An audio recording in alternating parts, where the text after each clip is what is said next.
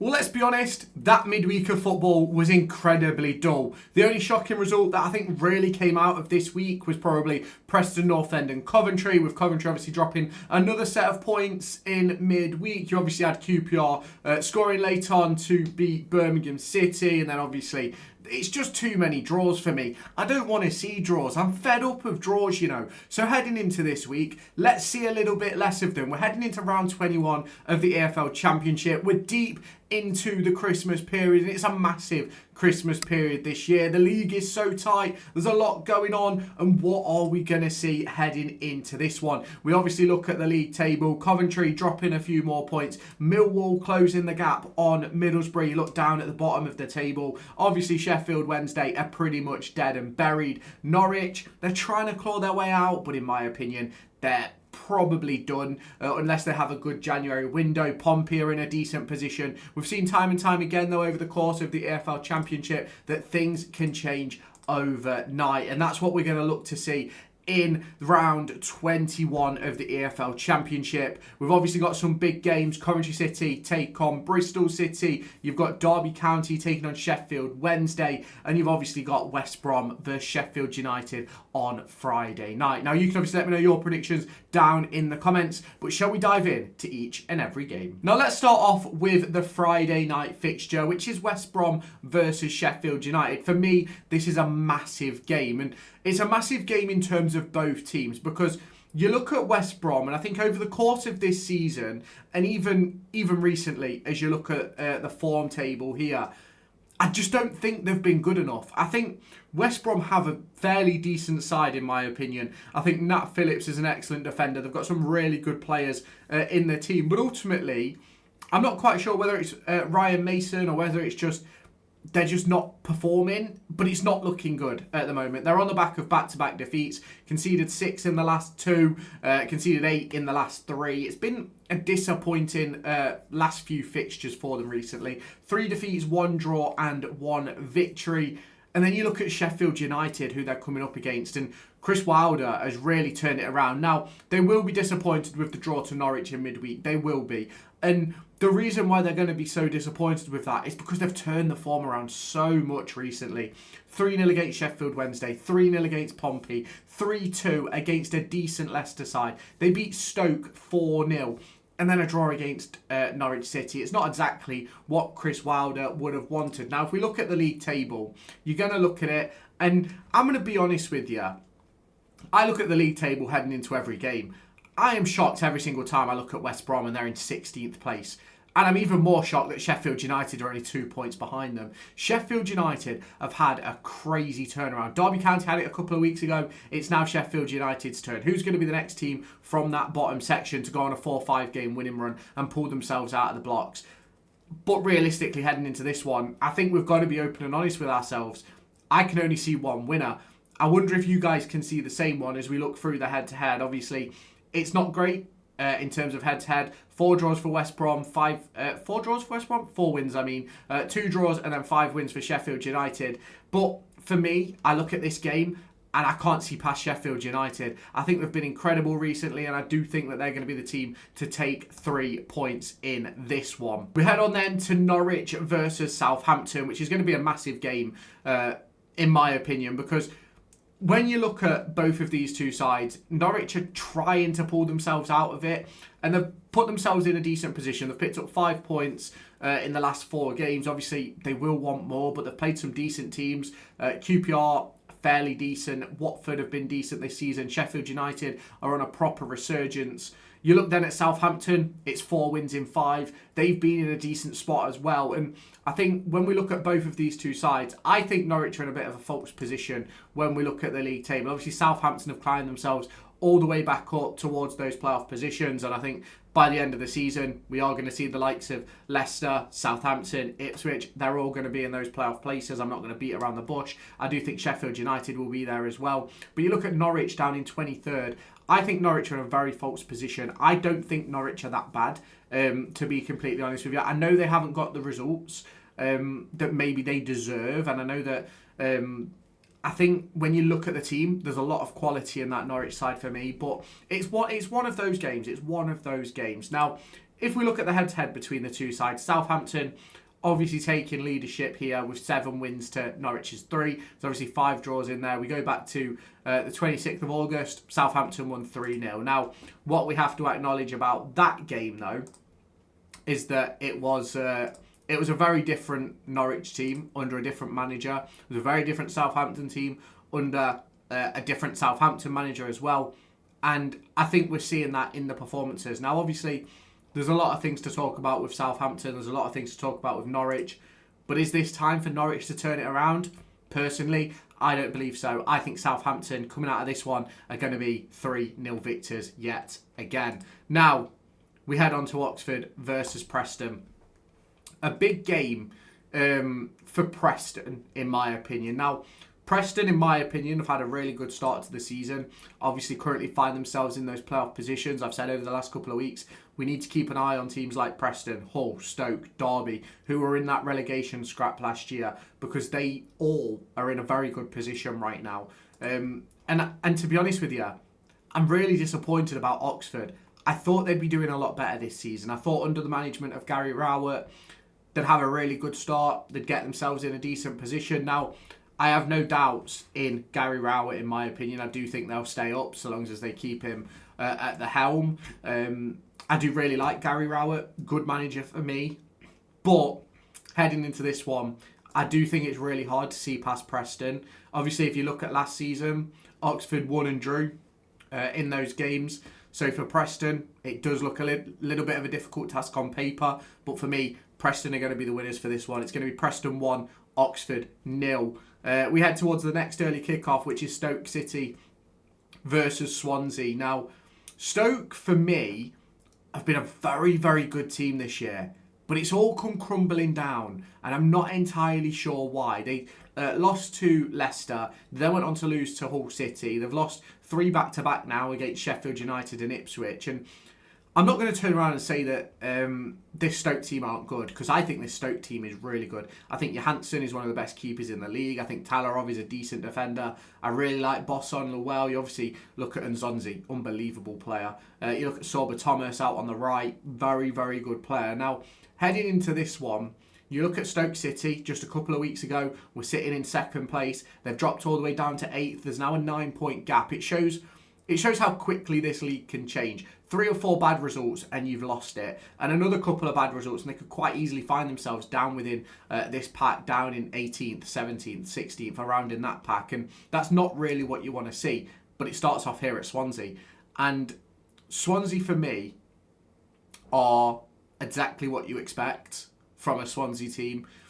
They keep the ball. They're very good at keeping the ball. But they're very ineffective going forward, in my opinion. For me, there's only one real way that I can see this game going, and I think the head-to-head falls in my favour here. It's 14 wins for Stoke, 6 draws, and then 8 wins for Swansea. For me, Stoke are going to win this game. I can't see past Stoke for me. They've got to turn this form around at some point, and I think this is the time. But you have to acknowledge that Swansea have won back-to-back games, but it is against Oxford and Pompey, 2 of those teams down in that relegation places. It's going to be difficult to see how this one goes, but for me, I think Stoke City 2, Swansea 0. We head on then to Blues versus Charlton, the first 3 p.m. kickoff of the weekend. And I think when you look at these two teams, as I've mentioned time and time again, I think Birmingham are a good team, but there's certain things I don't like about them.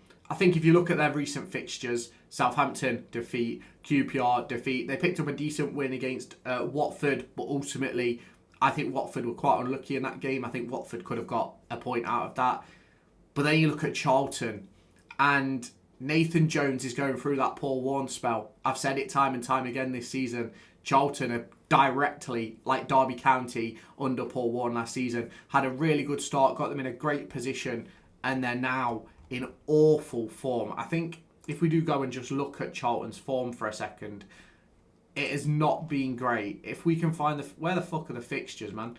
Why can I not see the fixtures? This is no good, this. But 5 defeats in a row, right? When was their last win? Was the 4th of November against West Brom.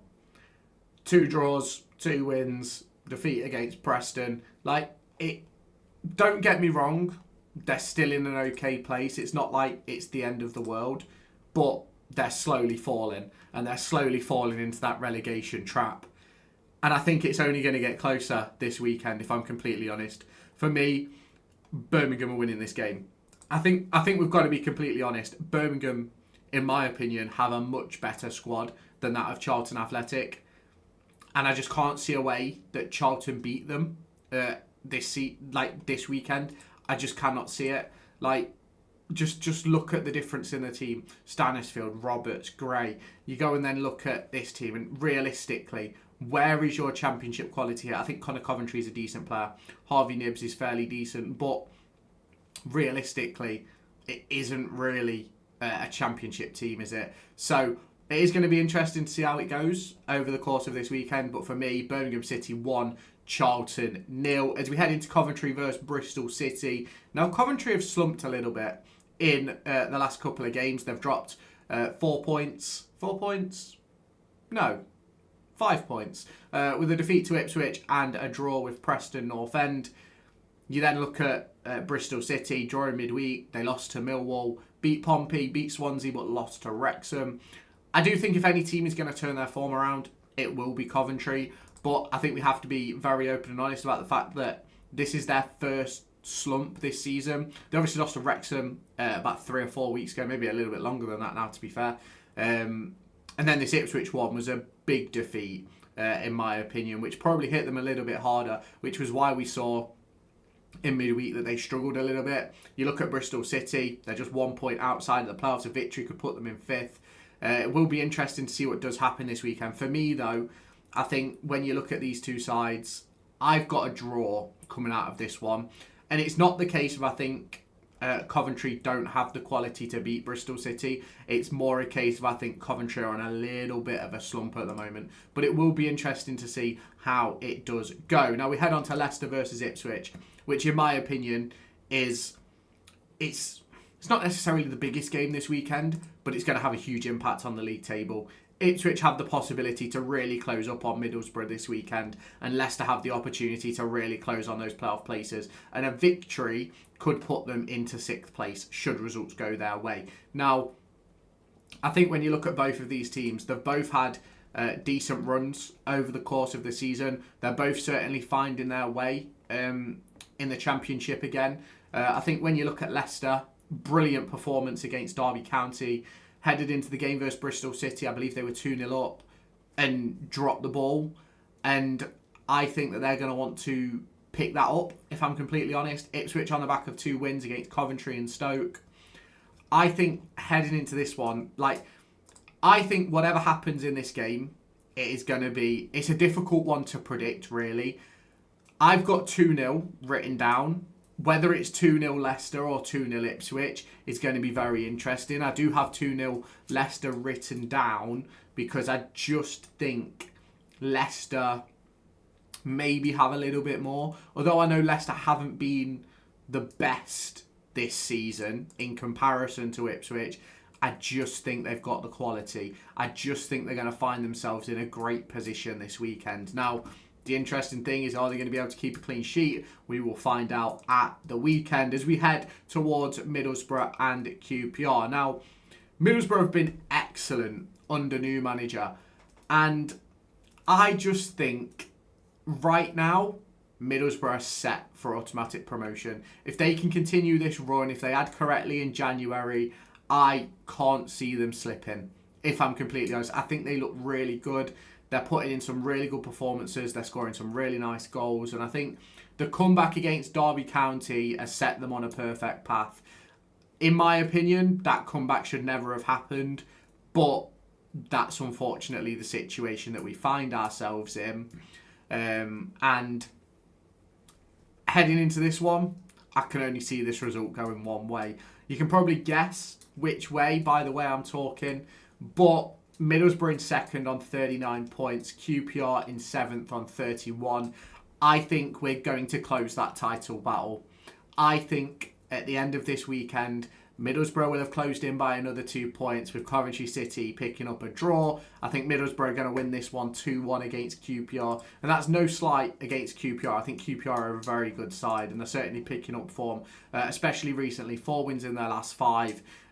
You can't you've got to kind of ignore the Norwich City performance for me.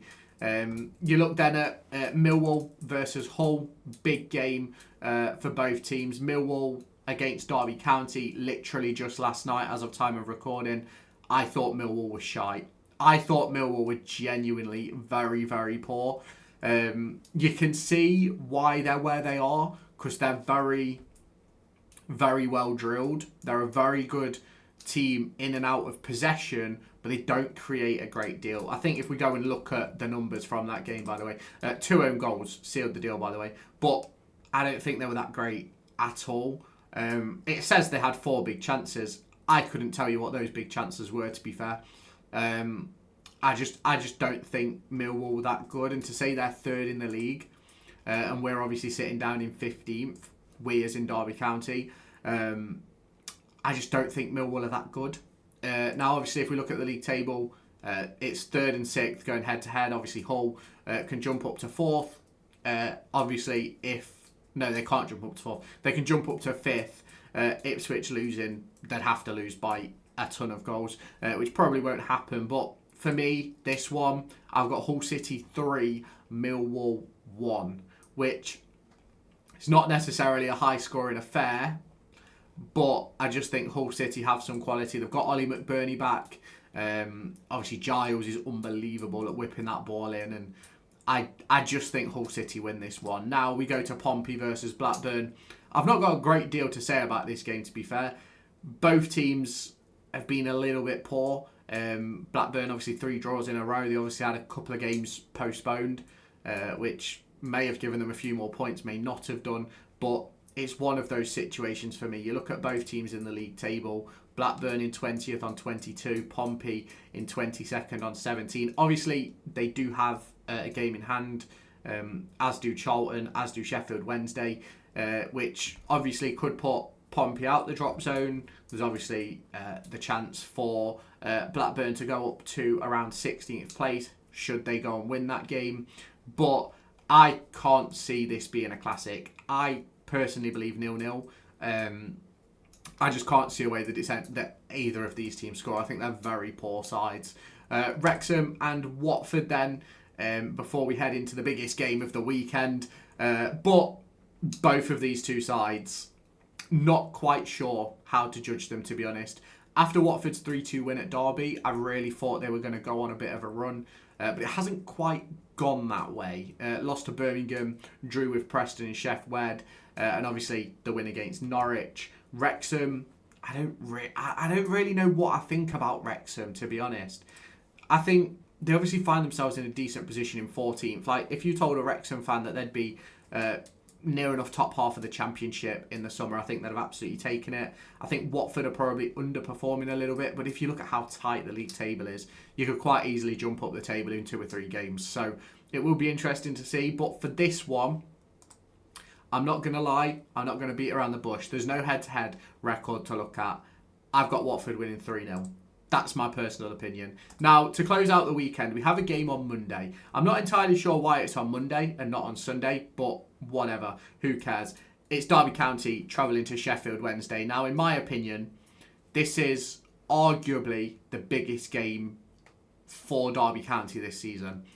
Not in the sense of it's going to be tough. Not in the sense of it's going to be a game where we've got to be careful of the opposition. It's more a game of we've been in their position. We know how it can galvanise you.